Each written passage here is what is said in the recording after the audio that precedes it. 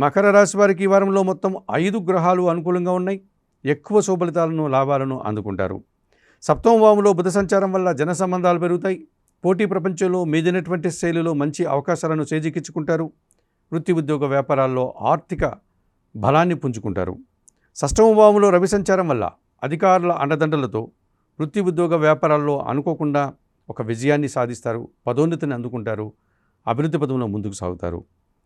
పంచమ భావంలో శుక్రుడు సంచరిస్తున్నాడు. మీ ఆలోచనలు చాలా వరకు ఆచరణ సాధ్యమవుతాయి.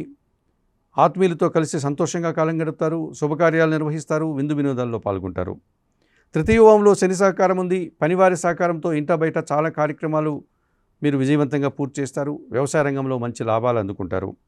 అష్టమ భావంలో కుజ సంచారం ఉంది.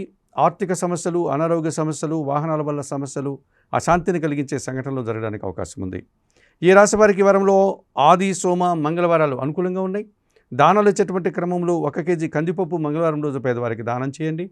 స్తోత్రపారాయణ విషయంలో సుబ్రహ్మణ్యాష్టకం నిత్యం చదువుకోండి. ఆలయ సందర్శన కార్యక్రమంలో భాగంగా సుబ్రహ్మణ్య స్వామిని సందర్శించి నమస్కరించుకోవడం వల్ల మరింతగా మంచి ఫలితాలను అందుకోగలుగుతారు.